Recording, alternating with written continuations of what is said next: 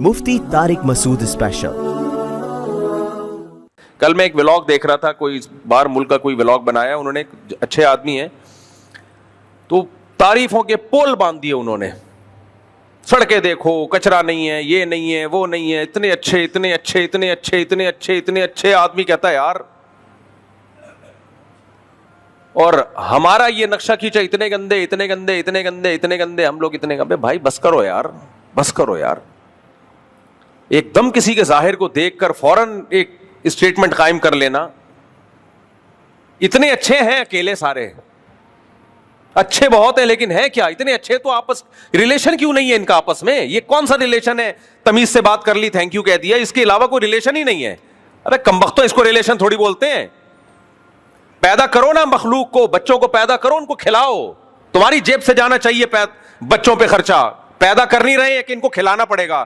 یہ ریلیشن ہے؟ کنجوسی کی انتہا, کہ اپنی اولاد کو پیدا نہیں کیا جا رہا کہ میرے مال میں وہ میرے ساتھ شریک نہ ہو جائے. اس سے بڑا بےغیرت دنیا میں کوئی نہیں ہوگا, میں کہتا ہوں. بہت مشکل ہے میرے بھائی بات سمجھانا اس زمانے میں. کافر اپنا بچہ پیدا نہیں کرتا, کیوں؟ یہ تو بے وقوف بنا رہا ہوتا ہے غربت اور مہنگائی.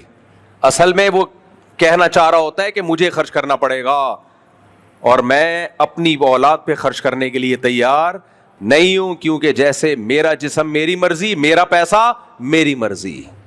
تو جو مخلوق پہ خرچ کرنے کو تیار نہ ہو, اس کی رسپانسبلٹی اٹھانے کو تیار نہ ہو, اور مخلوق بھی کوئی جمشید کے بچے نہیں ہیں, آپ کے اپنے بچے, اس سے بڑا کنجوس اس کائنات میں پیدا نہیں ہوا.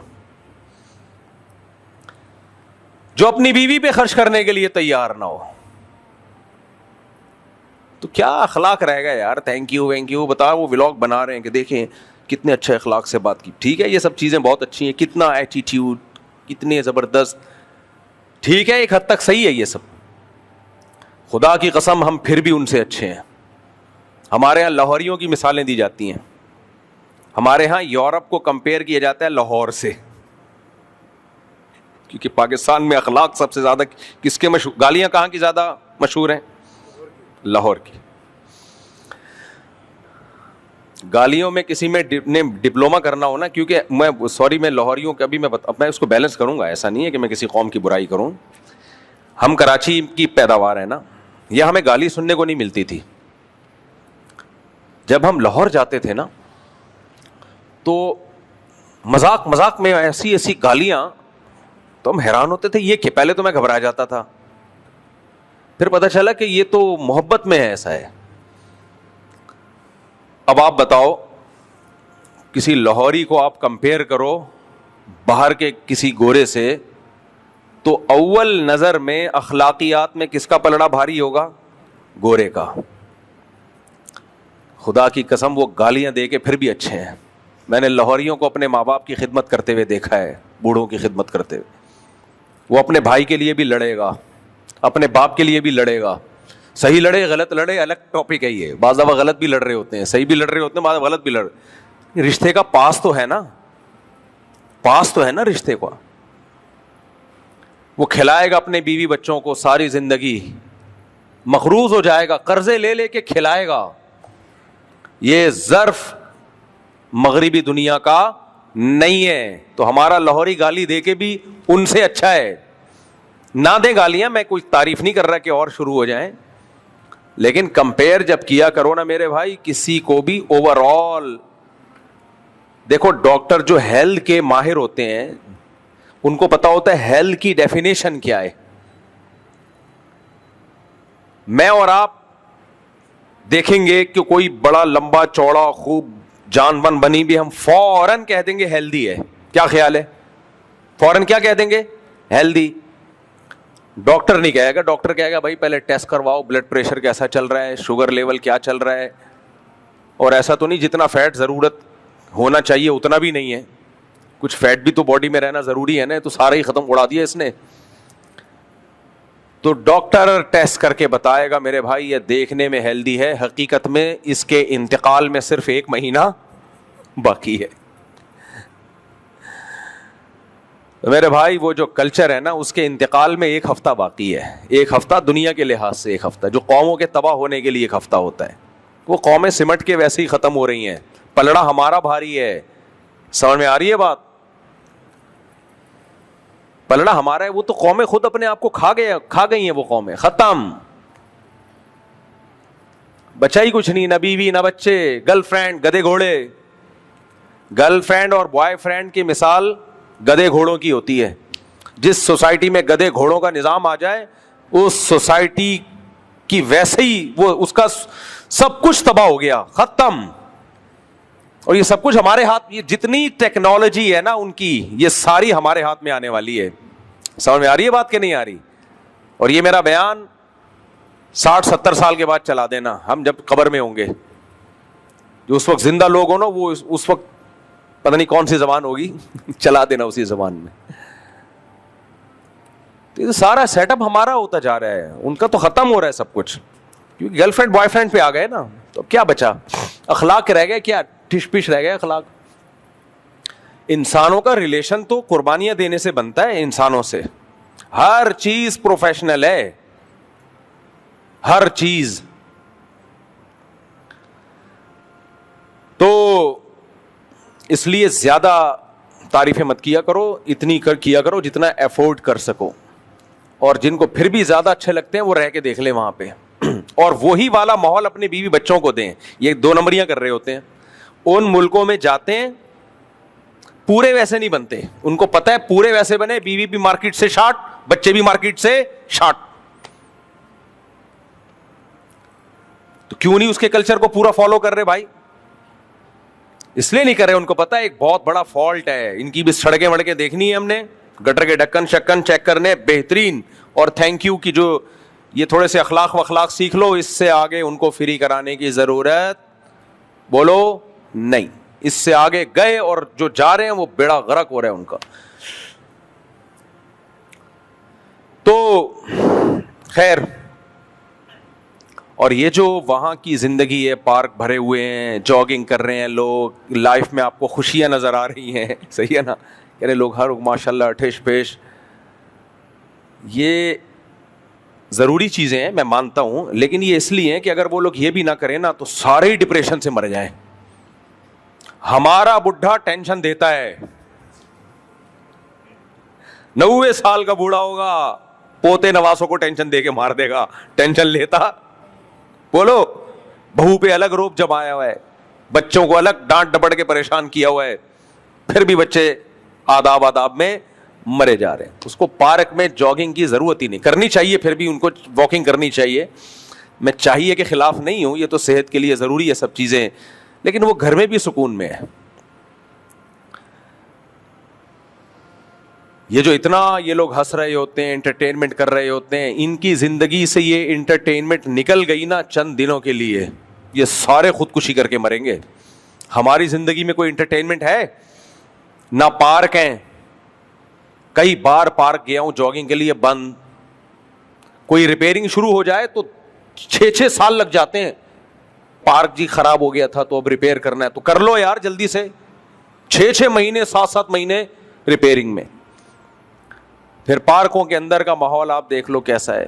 آدمی کہتا ہے چھوڑو گھر پہ ہی مشین لے کے دوڑ لو اس پہ. اب تو تھوڑے کتے کم ہو گئے, ورنہ جاگنگ کے دوران جو کتے پیچھے لگتے تھے اس سے جو فیٹ کم ہوتا تھا نا, کتے کا بھی اور آپ کا بھی, دونوں کا فیٹ کیا ہو رہا ہے. تو یہ جتنے مغربی دنیا کے لوگ ہیں ان کو چند دنوں کے لیے ہمارے ملک میں لا کے چھوڑ دو آپ, اور کسی متوسط علاقے میں, بہت پوش ایریا میں نہیں کہ آپ نے بحریہ ٹاؤن میں لے جا کے چھوڑ دیا ان کو, متوسط جس میں عام پبلک رہتی ہے, خودکشی کر کے 1 ہفتے میں بولو مر جائے گا. یہ ہمارا ظرف ہے میرے بھائی. کیوں ہم شریعت پہ چلنے کی کوشش کرتے ہیں, دعویٰ تو نہیں کرتے. تو اللہ نے بہت ساری چیزوں سے ہمیں اسلام کی وجہ سے بچایا ہوا ہے. پورے چلیں تو سبحان اللہ, پورے چل نہیں رہے.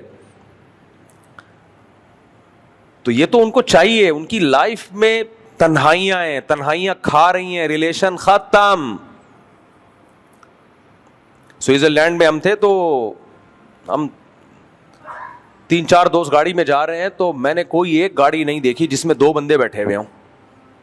بہت زیادہ کوئی 100 میں ایک گاڑی جس میں 2 بندے بیٹھے ہوئے.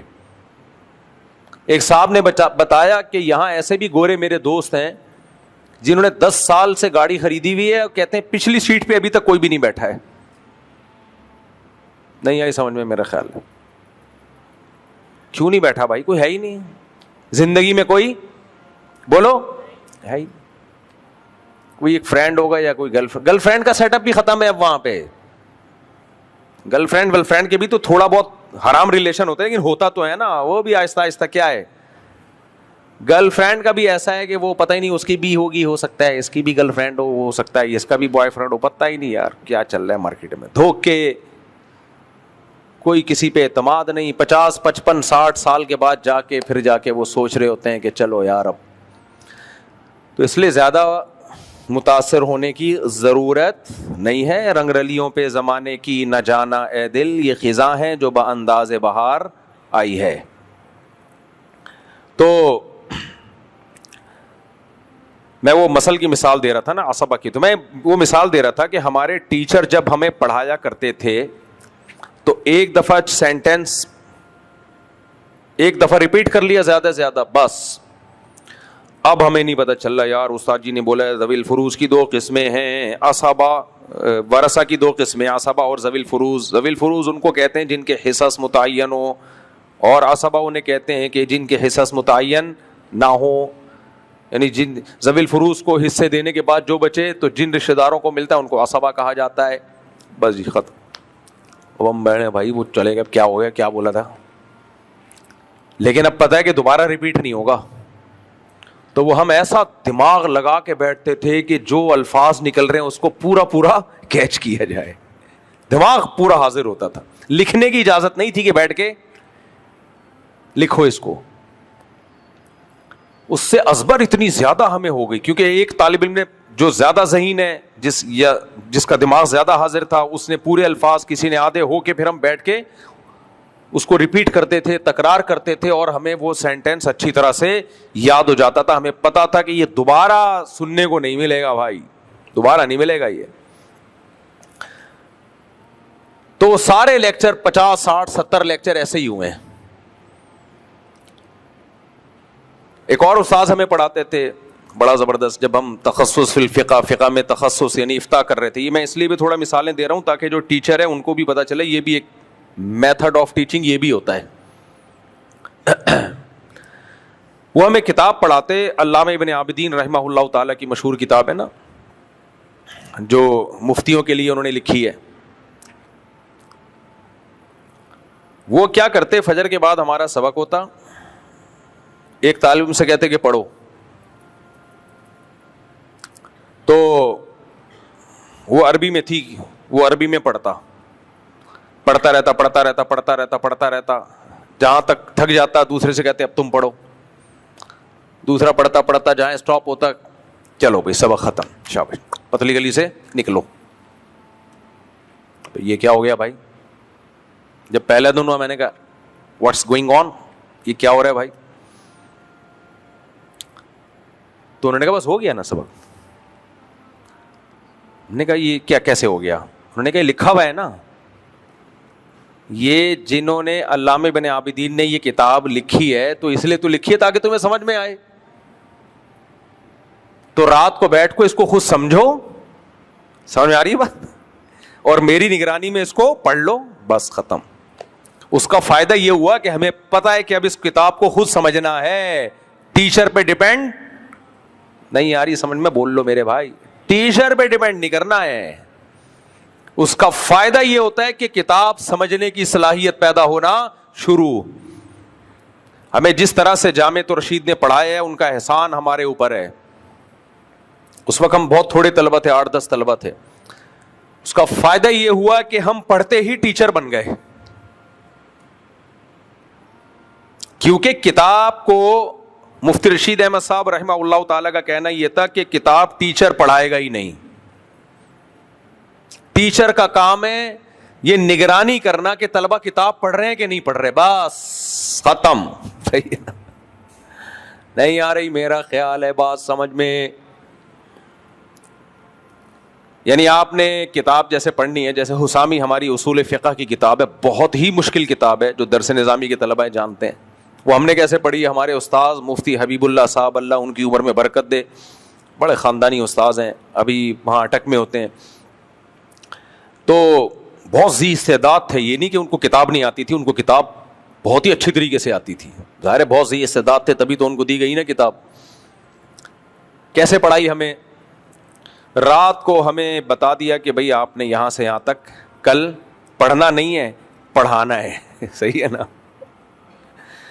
تو ہم کیا کرتے تھے کتاب کا مطالعہ، کہ اردو شروحات دیکھنے کی اجازت نہیں تھی. آج دو دینی مدارس کے طلبہ کا جو بیڑا غرق کا بھی بیڑا غرق ہو رہا ہے، وہ اس لیے ہو رہا ہے کہ سب کتابوں کے اردو ترجمے چھپ چپے. دیکھو میڈیکل سائنس کی جو زبان پاکستان میں جو آفیشلی زبان ہے وہ اردو ہے یا انگلش ہے؟ انگلش ہے نا. اب کوئی ٹیچر وہ انگلش کی کتابیں یا کوئی ڈاکٹر انگلش کی کتابیں اردو میں ترجمے کر کر کے رٹا لگا لگا کے یاد کر لے تو اس میں میڈیکل سائنس تو آ جائے گی اس کو کسی بھی زبان میں، لیکن ساری ریسرچ آگے کس زبان میں ہے؟ وہ تو انگلش میں ہے نا. جو ریسرچ پیپر ان کے شائع ہوتے ہیں WHO کے یا اور اداروں کے، وہ اردو میں ہے یا انگلش میں ہے؟ تو وہ تو ترقی تو رک گئی نا اس کی. وہ تو جو اس نے رٹے مار کے نوٹس یاد کیے تھے ایگزام دینے کے لیے، اس سے آگے بڑھے گا. پیناڈول کے جو فضائل اس نے پڑھے تھے بس وہی یاد رہیں گے اس کو. کوئی بھی علم جس زبان میں ہوتا ہے نا، جو اس کی اوریجنل زبان ہوتی ہے، اس زبان کو سیکھے بغیر آپ اس علم میں عبور اور مہارت حاصل نہیں کر سکتے. تبھی تو یہ جتنے آج کل اسکالرز آ رہے ہیں نا گمراہ کر رہے ہیں، کیونکہ کسی نے انگلش میں پڑھا ہے، کسی نے اردو میں پڑھا ہے. ان کو عربی نہیں آتی ہے، ترجمے تک غلط کر رہے ہوتے ہیں. لیکن عوام چونکہ ان سے بھی بڑی فارغ ہوتی ہے، اس لیے عوام سمجھتی ہے واہ یار کیا ریسرچ ہے، کیا رپورٹ ہے. جیسے عوام جو ریلائبل ڈاکٹر ہے نا، جو صحیح ڈاکٹر ہے، ان کو سمجھتے ہیں پاگل ہے. پھینکو ڈاکٹر کو عوام کیا سمجھتے ہیں؟ بولو، بولتے یار لایا ہے، یار کچھ نہیں لایا ہے. یوٹیوب پہ جتنا بڑا پھینکو ہوگا اتنا ہٹ ہوگا. کچھ ہیں بہت اچھے ڈاکٹر ہیں جو اپنی قابلیت کی وجہ سے ہٹ ہے، لیکن زیادہ تر حکیم اور ڈاکٹر جو لمبی لمبی لا کے کیا کر رہے ہیں؟ پھینکے جا رہے ہیں. یہ منجن یہ والا قہوہ پی لو، فیٹ ایک ہفتے میں ختم. قہووں سے فیٹ ختم ہونا ہوتا، موٹاپا پوری دنیا کا مسئلہ بنا ہوا ہے اس وقت.